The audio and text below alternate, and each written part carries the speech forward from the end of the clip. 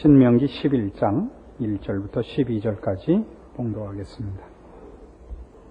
신명기 11장입니다.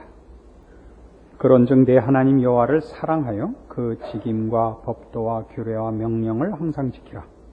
너희의 자녀는 알지도 못하고 보지도 못하였으나 너희가 오늘날 기억할 것은 너희 하나님 여호와의 징계와 그 위엄과 그 강한 손과 펴신 팔과 애굽에서 그 왕 파로와 그 전국에 행하신 이적과 기사와 또 여호와께서 애굽 군대와 그 말과 그 병거에 행하신 일, 곧 그들이 너희를 따를 때 홍해물로 그들을 덮어 멸하서 오늘까지 이른 것과 또 너희가 이곳에 이르기까지 광야에서 너희에게 행하신 일과 루벤 자손 엘리압의 아들 다단과 아비람에게 하신 일, 곧 온 이스라엘의 한가운데서 땅으로 입을 열어서 그들과 그 가족과 그 장막과 그를 따르는 모든 생물을 삼키게 하신 일이라. 너희가 여호와의 행하신 이 모든 큰 일을 목도하였느니라. 그러므로 너희는 내가 오늘날 너희에게 명하는 모든 명령을 지키라.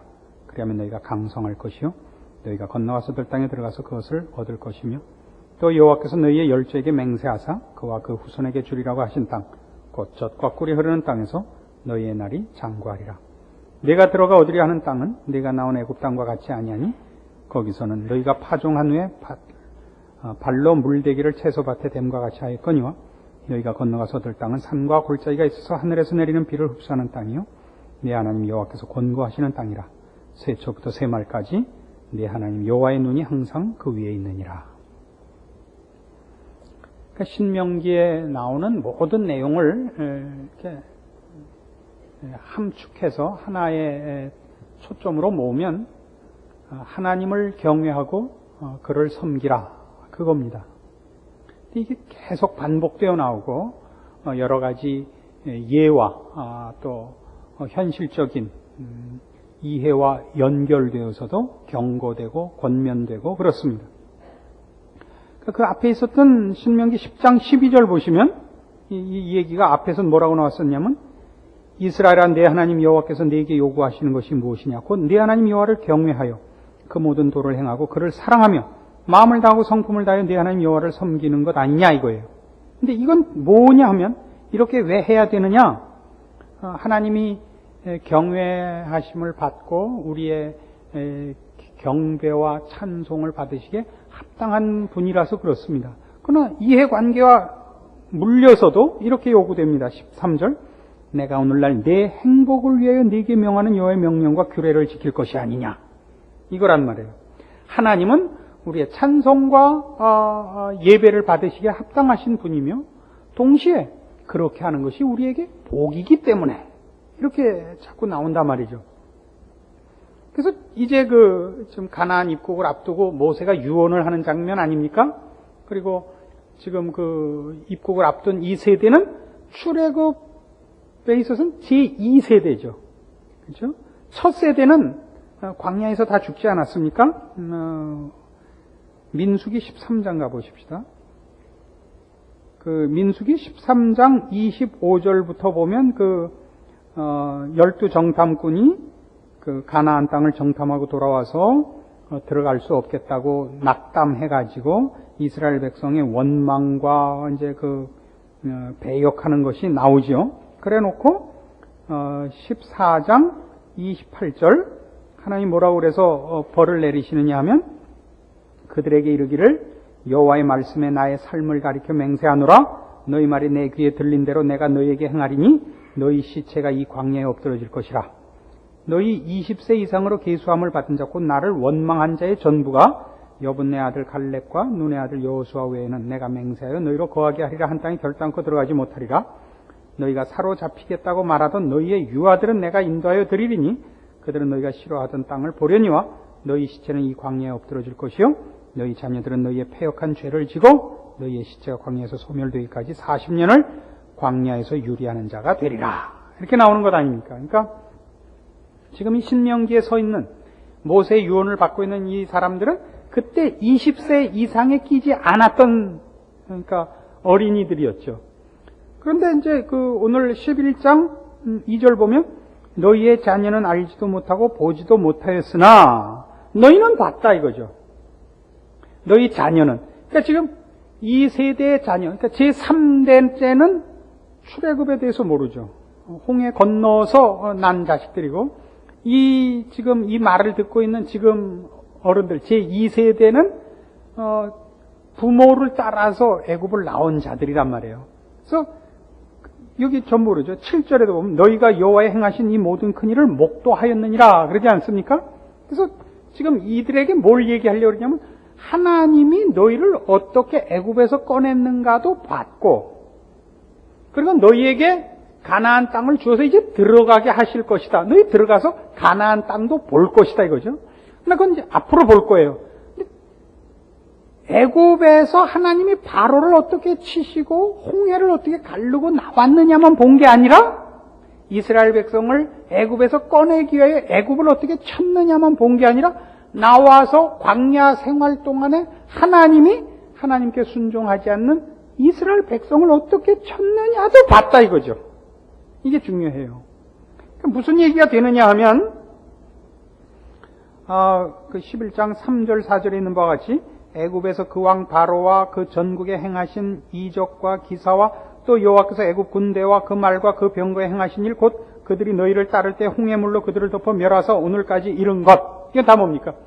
구원에 관하여 하나님이 간섭하시고 행하신 일들입니다. 하나님께서 이스라엘 백성을 구원하기 위해 어떤 열심과 어떤 능력과 의지로 이 일을 행하셨는가 하는 것을 봤습니다.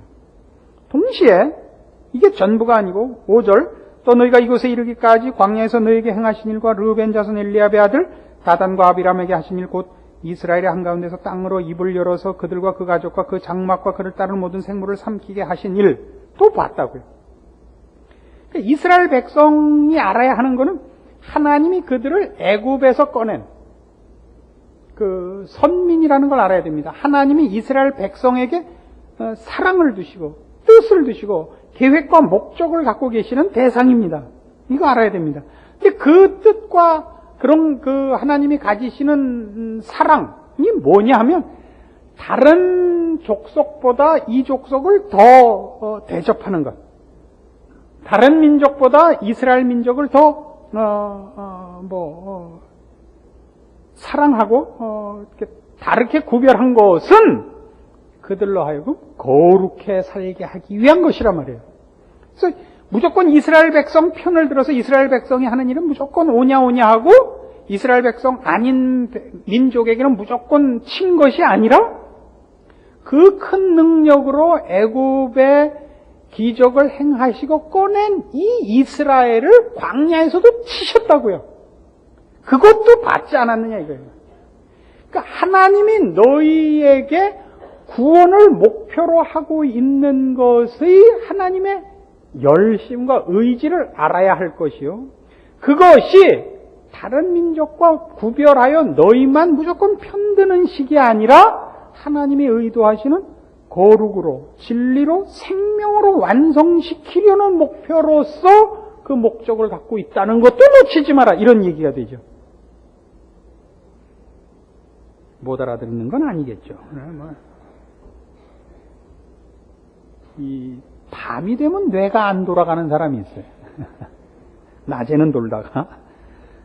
그러니까 이제 우리가 이 구원에 관한 얘기를 성경에서 들으면서 제일 놀라는 건 뭐냐? 하나님이 나 같은 것을 사랑하셨다. 그렇죠? 나 같은 죄인 살리신 그 은혜 놀라와. 이거 아니에요? 정말 amazing grace 이렇게 되는 거예요. 근데 그것이 그러니까 하나님 어떻게 나 같은 것도 구했을까? 이렇게 못난 사람을 사랑하셨을까? 그 은혜고 감격이고 그렇습니다. 그러나 그렇게 울고 있을 수만은 없는 것이 그 죄와 사망에서 꺼내서 뭘 하시려고 그러냐 하면 이제부터 네 마음대로 퍼질러라가 아니라 너 이제부터는 거룩하게 살아라거든요. 그러니까 성도들이 가지는 구원과 은혜의 감격은 그 감격이 책임으로 가지 않으면 안 된다니까요. 내가 받은 은혜, 내가 받은 구원은 나로 하여금 그리스도를 닮고 거룩하고 진리와 생명을 아는 자로서의 책임을 꼭 묻고 있고 그리로 가지 않으면 안 되게 하나님이 우리를 죄에서 꺼낸 것 같이 열심을 부려서 우리를 거룩하게 되도록 또 간섭하신단 말이죠. 그러니까 이스라엘 백성이 본 건 이 두 가지라고요. 홍해를 건넌 것, 10가지 재앙을 내려서 바로를 항복시켜 이스라엘을 꺼낸 것과 똑같은 열심으로 혹은 그 이상의 정성으로 하나님이 이 백성을 거룩해 하려고 간섭하시더라 이겁니다. 이거 놓치지 마라 이거예요.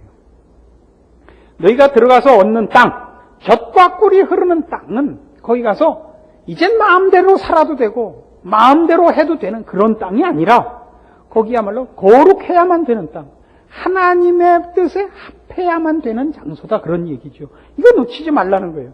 그래서 지금 우리가 확인해야 되는 바로 이런 식의 요구를 우리가 너무 많이 놓치고 있죠. 신약에서는 이 부분에 관한 아주 대표적인 성경이 아마 에베소서일 겁니다. 꼭 그렇다고 볼 수 없을지도 몰라도 에베소서를 이런 차원에서 한번 보고 싶은 것은 어떤 차원이냐면 하나님이 우리를 구원하시고서 무엇을 목적하시는가, 무엇을 요구하시는가 하는 이 문제에 있어서 에베소서가 좋은 것이 다른 서신들은 그 서신서를 쓸 때 그 서신을 받아야 되는 교회들 안에 있는 어떤 특수한 문제들을 지적하는 것들이 자꾸 들어가 있지만 에베소서는 그게 없습니다. 에베소서는 어떤 의미에서 순수하게 구원의 목적과 내용이 뭐냐 하는 것이 전체 내용이라서 우리가 지금 신약 시대의 성도로서 우리가 하나님 앞에 구원을 받았다는 것을 구약식으로 얘기하면 하나님이 나를 바로를 치고 홍해를 가르고 꺼냈다 하고 널브러지지 않도록 다시 한번 우리의 구원을 제대로 보게 하는데 필요한 서신이 아닌가 싶습니다. 그래서 이제 에베소서 1장에 보시면 전체를 이렇게 크게 훑자고요. 에베소서 1장에 가보시면 이제 너희가 예수 믿게 된 것이 얼마나 큰 복인가 하는 얘기로 시작을 해요. 그래서 15절, 1장 15절. 이를 인하여 주 예수 안에서 너희 믿음과 모든 성도를 향한 사랑을 나도 듣고 너희를 인하여 감사하기를 마지 아니하고 내가 기도할 때 너희를 말하노라 하고서 처음 나오는 기도의 내용이 뭐냐면 우리 주 예수 그리스도의 하나님 영광의 아버지께서 지혜와 계시의 정신을 너희에게 주사 하나님을 알게 하시고 너희 마음 눈을 밝히사 그의 부르심의 소망이 무엇이며 성도 안에서 그 기업의 영광의 풍성이 무엇이며 그의 힘의 강력으로 역사하심을 따라 믿는 우리에게 베푸신 능력의 지극히 크심이 어떤 것을 너희로 알게 하시기를 구하노라 이렇게 나와요. 그러니까 여기서의 기도의 사도 바울의 기도의 그 내용의 핵심은 뭐냐면 너희가 얻은 구원이 하나님께서 어떤 열심과 의지와 능력으로 베푼 것인가를 알기를 바란다요. 그렇게 쉬운 게 아니다. 하나님이 정성을 기울여서 너희를 하나님의 백성을 삼았느니라 이 얘기예요. 그래 놓고서 3장에 가면요. 3장 14절에 이제 그 다음 설명이 또 뭐 있습니다만은 3장에 가면 두 번째 기도가 나오는데 이 기도에서는 무엇을 이번에 그 내용을 삼느냐면 이러함으로 내가 하늘과 땅에 있는 각 족속의 이름을 주신 아버지 앞에 무릎을 꿇고 비노니 그 영광의 풍성을 따라 그의 성령으로 말미암아 너희 속사람을 능력으로 강건하게 하옵시며 믿음으로 말미암아 그리스도께서 너희 마음에 계시게 하옵시고 너희가 사랑 가운데서 뿌리가 박히고 터가 굳어져서 능히 모든 성도와 함께 지식에 넘치는 그리스도의 사랑을 알아 그 넓이와 길이와 높이와 깊이가 어떠함을 깨달아 하나님의 모든 충만하신 것으로 너희에게 충만하게 하시기를 구하노라요. 그러니까 첫 번째 기도의 내용은 뭐였느냐면 너희가 이제 구원을 얻어 하나님의 자녀가 되었으니 내가 참 감사한다. 근데 너희가 얻은 구원이 하나님의 어떤 의지, 하나님의 어떤 열심, 하나님의 어떤 지극한 목적의 시작이며 거기 하나님이 얼마나 큰 정성으로 능력으로 이 일을 이루었는지 너희가 알기를 원한다. 이거였어요.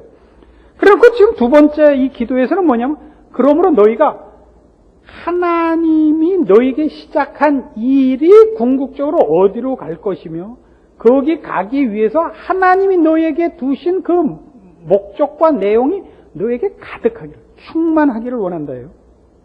하나님이 너희를 불러내실 때 그러니까 지금 구약식으로 얘기를 하자면 우리 신명기를 하는 표현식으로 하자면 하나님이 너희를 애굽을 치고 그러니까 바로를 치고 10가지 재앙과 홍해를 가르고 너를 꺼냈느니라 이 얘기란 말이에요. 하나님이 큰 능력과 큰 정성으로 이 일을 너희에게 베푸셨느니라 이 얘기란 말이에요. 근데 그 정성을 기울인 이유가 뭐냐? 그러면 너희가 하나님의 모든 충만하심으로 충만하게 되는 것이다 이거예요. 지금 조금 이렇게 꼭 이가 맞는 건 아니지만 대충 비유를 하자면 젖과 꿀이 흐르는 땅에 들어가기를 바란다 이렇게 할 수 있어요. 그래서 이제 4장에 뭐가 나오냐? 4장 1절 그러므로 주 안에서 갇힌 내가 너희를 권하노니 너희가 부르심에 입은 부름에 합당하게 행하라 이렇게 되는 거예요. 합당하게 행하라. 그래서 그 합당하게 행하는 것이 뭐냐 그럴 때 13절 우리가 다 하나님의 아들을 믿는 것과 아는 일에 하나가 되어 온전한 사람을 이루어 그리스도의 장성한 분량이 충만한 데까지 이르리라 이거예요. 이건 아까 나온 기도 내용이기도 해요. 그래서 그게 뭐냐 말이에요. 하나님의 모든 충만하신 것으로 충만해지고 부름에 합당한 자가 되어 그리스도의 충만한 분량까지 가는 그게 뭐냐 할 때 거룩이라니까요. 17절. 그래서 4장 17절 그러므로 내가 이것을 말하며 주 안에서 증거하느니 이제부터는 이방인이 그 마음에 허망한 것으로 행함같이 너희는 행하지 말라. 저희 총명이 어두워지고 저희 가운데는 무지함과 저희 마음이 굳어짐으로 말미암아 하나님의 생명에서 떠나 있도다. 저희가 감각 없는 자 되어 자신을 방탕에 방임하여 모든 더러운 것을 욕심으로 행하되 오직 너희는 그리스도를 이같이 배우지 아니하였느니라. 진리가 예수 안에 있는 것 같이 너희가 과연 그에서 듣고 또한 그 안에서 가르침을 받았을진데 너희는 유혹의 욕심을 따라 썩어져가는 구습을 쫓는 옛사람을 벗어버리고 오직 심령으로 새롭게 되어 하나님을 따라 의와 진리의 거룩함으로 지으심을 받은 새 사람을 입으라. 거룩으로 부르고 있단 말이죠. 이스라엘 백성을 죄에서 애굽에서 꺼내기 위해 그 종되었던 자리에서 꺼내기 위하여 바로를 치며 10가지 재앙으로 간섭하며 홍해를 가르신 그 하나님의 정성과 그 능력은 결국 그렇게 꺼낸 이스라엘 백성으로 하여금 그 정성을 기울여 꺼낸 그 백성을 거룩해 만들려고 그 정성을 쏟았단 말이에요. 그러니까 하나님이 내 편을 들으라고 얼마나 큰 일을 행했는가. 그치지 말고 그 큰 일로 너를 꺼내서 뭘 하려고 그랬는가 놓치지 말라 이거죠. 그러니까 너를 하나님이 그의 백성 삼기 위해서 바로를 10가지 재앙으로 치고 홍해를 가른 그 똑같은 능력으로 네가 범죄했을 때 땅을 입을 열어 너희를 삼키게 했던 것 잊지 마라 이거란 말이에요. 알아들으세요? 예수 그리스도의 십자가 그럴 때마다 그 십자가가 어떻게 은혜고 사랑이고 그래서 내가 이 자리에 있게 된 이유라는 감격이 있는 것만큼 하나님이 나를 그의 백성 삼기 위해 십자가를 동원하신 그 능력과 말하자면 의지로 나를 거룩을 요구하고 있다는 걸 한시도 잊지 말란 말이에요. 우리는 어떻게 해요? 구원받은 은혜에 대해서는 누구나 감사하고 누구나 자랑하면서도 그렇게 하시니 그 아들을 십자가에 못 박으신 그 정성으로, 그렇죠? 무엇으로 이 하나님의 말하자면 의지를 맡겠어요? 그 정성으로 십자가로 우리를 구원했다는 것은 우리를 죄와 사망에서 꺼내어 하나님의 백성답게 하려고 그렇게 하신 거 아니에요? 거룩을 요구하고 있다는 것이 십자가만큼 더 분명히 나타나는 데는 없단 말이에요.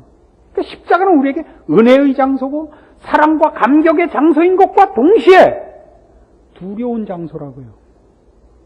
나를 깨끗게 하기 위하여 그 아들을 피 흘리신 장소라고요. 죄와 사망에서 더러움과 죄악에서 나를 씻기 위해서 그걸 놓치지 않아야 된다는 얘기예요. 그러니까 모세의 이 유언들은 무서운 거죠. 너희들 가나안에 들어가려면 이거 하나는 분명히 해야 된다 이거예요. 가나안에 들어가는 조건이라는 뜻이 아닙니다. 가나안으로 부르신 하나님의 계획이고 뜻이라고요. 하나님 이거 실패하시지 않고 이걸 이루시고야 말 거예요. 뭘 보면 안다고요? 홍해 갈른 거 보면 안다고요. 우리도 마찬가지라고. 그러니까 우리에게 뭐라고 얘기하는 거예요? 너희 십자가 봤지? 예, 우리 십자가 봤어요. 그럼 십자가만 보지 말고 십자가를 세우신 우리 하나님이 하나님 말씀을 따라 거룩하게 살지 않으면 광야에서 입 벌려 이스라엘 백성을 삼킨 것 같이 우리의 생애에 치고 들어온 것 놓치지 말란 말이에요. 그러니까 신앙생활을 보세요. 우리 신앙생활이 왜 이렇게 어려운지 아세요? 우리의 신앙생활이 이렇게 예수 믿는 게 이렇게 고달프고 아무 보상이 없다 그러는 이유가 여러분이 왜냐면 광야길을 맴돌고 있어서죠. 원인은 있는데 애굽에서 나온 건 있죠. 홍해 갈른 건 너무나 분명하죠. 우리 이북 사투리로 너무나 행동해요. 거기 그 홍해 건너오면서 주워온 소라 껍데기 집에 있어요. 목걸이도 만들었어요. 그러나 그게 똑같은 하나님의 열심으로, 그렇게 우리를 애굽에서 꺼내신 그 열심으로, 그래서 말 안 들으면, 하나님의 백성답지 않으면 땅이 입을 열어서 그 백성을 삼켰단 말이에요. 둘 다 보고서 두 번째 건 아무도 얘기를 안 한다고요. 그게 뭔지를 모르고 울기만 해요. 울기만 해요. 그러니까 뭐만 쳐다보고 우는 거죠? 십자가만 바라보고 울고 홍해만 바라보고 우는 거예요. 어디로 안 들어가고? 가나안에 안 들어가고. 가나안에 들어가려면 거룩한 사람으로 살 각오와 결심과 실제적인 실천이 있어야죠. 그래서 어디로 가나 보세요. 에베소서 5장 1절. 그러므로 사랑을 입은 자녀같이 너희는 하나님을 본받는 자가 되고 그리스도께서 너희를 사랑하신 것 같이 너희도 사랑 가운데서 행하라. 그는 우리를 위해 자신을 버리사 향기로운 제물과 생축으로 하나님께 드리셨느니라. 사랑을 얘기하고 있는 것 같죠? 금방 뭐라고 나오는지 아세요? 3절. 음행과 온갖 더러운 것과 탐욕은 너희 중에서 그 이름이라도 부르지 말라. 이는 성도에 마땅한 바니라. 누추함과 어리석은 말이나 희롱의 말이 마땅치 아니하니 돌이켜 감사하는 말을 하라. 너희도 이것을 정령히 알거니와 음행하는 자나 더러운 자나 탐하는 자 곧 우상숭배자는 다 그리스도와 하나님 나라에서 기업을 얻지 못하리라. 참 거룩에 대한 경고와 권면이 들어있는 것을 놓치지 말라 말이죠. 그래서 어디로 가요? 5장 18절. 술 취하지 말라. 이는 방탕한 것이니 오직 성령의 충만을 받으라. 시와 찬미와 신령한 노래들로 서로 화답하며 너희의 마음으로 주께 노래하며 찬송하며 범사에 우리 주 예수 그리스도 이름으로 항상 아버지 하나님께 감사하며 그리스도를 경외함으로 피차 복종하라. 순종하고 겸손하고 믿음으로 살고 말하자면 거룩한 거예요. 거룩하다는 건 윤리 도덕적 차원에서만의 얘기가 아니라 하나님 편에 붙어있고 하나님을 기뻐하고 하나님을 만족하고 하나님을 감사하는 생활이죠. 이리 가는 거예요. 6장으로 넘어가 보세요. 6장 10절. 정말로 너희가 주 안에서와 그 힘의 능력으로 강건해지고 마귀의 괴계를 능히 대적하기 위하여 하나님의 전신갑주를 입으라. 우리의 씨름은 혈과 육에 대한 것이 아니요 정사와 권세와 이 어두움의 세상 주관자들과 하늘에 있는 악의 영들에게 대함이라. 그러므로 하나님의 전신갑주를 취하라. 이는 악한 날에 너희가 능히 대적하고 모든 일을 행한 후에 서기 위함이라. 여러분 신앙생활이 뭐라고 생각해요? 예수를 믿고 기도하고 무슨 교회 와서 봉사하고 금식하고 헌금 내고 그러면 내 만사가 다 편안해질 거라고 생각해요. 여러분이 가는 쪽으로 바람이 늘 불고 여러분이 편드는 팀이 다 이기고 우린 신앙이라는 걸 그렇게 생각해요. 내가 하나님 편을 들고 하나님 앞에서 신앙생활을 한다는 것은 하나님이 나를 불러내신 그 존재와 그 신분과 그 운명과 그 목표에 합당하게 책임지고 사는 거예요. 그게 뭐냐? 거룩한 겁니다. 거룩하다는 것은 지금 설명한 바와 같이 윤리 도덕적 차원에서 죄와 더러움에서 벗어나 거룩히 사는 것이요. 또 근본적으로 하나님의 주권 아래 자신을 붙들어 매어 하나님과 연합한 자 되고 하나님 편에 서고 하나님의 명령과 요구하심에 늘 순종하고 복종하는 자로 서는 것입니다. 그리고 이건 쉽지 않습니다. 이 싸움을 하는데 하나님의 전신갑주가 필요한 것입니다. 신앙생활은 생각같이 그렇게 감격하고 울고 하는 일의 연속이 아니고 늘 책임지고 갈등하고 싸워야 되는 것들입니다. 그러나 언젠가도 말씀드린 바와 같이 왜 예수를 믿었는데 아직도 전투가 있어야 되느냐라고 얘기하는 건 그건 모르시는 말씀입니다. 이 전투는 천국에 가야 그칠 것입니다. 우리에게 복이 뭐냐? 보상이 뭐냐? 죄를 대적하는 것. 하나님 편에 서서 흑암의 권세를 물리치러 가는 싸움. 이런 것들 다 우리에게는 보상인 것입니다. 우리의 자랑인 것입니다. 하나님의 군사로 설 수 있는 것. 생명과 진리와 거룩으로 저 더러움과 죄악된 것과 무지에 우리가 은혜를 베풀러 빛을 비추러 하나님의 긍휼과 자비와 기적과 구원을 증거하러 뛰어들어가는 것. 이게 우리의 보상이죠. 예수 믿음 보상이요, 특권이요, 책임이지요. 우리는 어떻게 하고 싶다고요? 다시는 갑옷을 입을 필요가 없이 됐으면 좋겠다고 자꾸 그러는 거죠. 그건 천국에 가서만 그렇습니다. 아직은 싸움이 남아 있습니다. 왜요? 하나님은 아직 구원의 문을 열고 계시고 지금 구원의 때이기 때문입니다. 구원의 싸움을 하고 계시고 우리에게 그 싸움에 동참할 것을 요구하고 계십니다. 그 싸움 속에서 우리는 하나님의 사람으로 클 것입니다. 잊지 않아야 됩니다. 하나님께서 이스라엘 백성을 애굽에서 꺼내실 때 행하신 모든 능력과 열심에 대해 이스라엘 백성이 잊지 못할 추억을 갖고 있다면 똑같이 하나님께서 그 이스라엘 백성이 하나님 앞에 거룩한 백성으로서의 책임을 외면했을 때 하나님께서 저들에게 간섭하신 진노의 모습을 잊지 않고 기억해야 되듯이 오늘 우리 현대를 사는 모든 신약의 성도들도 십자가 가지는 이 두 가지 면을 놓치지 않아야 됩니다. 죄와 사망에서 우리를 꺼내신 하나님이 우리를 거룩으로 부르고 계시다는 이 사실을 인식하시고 신자된 책임과 특권과 자신이 누구인가를 아는 일에 결단코 실패해서는 안 될 것입니다. 믿음이라는 이름으로 십자가라는 것을 잘못 이해하여 그 앞에 나가 징징 울고 앉아있고 울어서 여러분의 책임을 외면하거나 때우는 식의 그런 식의 자기 기만이 없기를 바랍니다. 여러분도 오늘 이 신명기에서 말하는 바와 같이 십자가 속에서 그 양면성을 다 본 자입니다.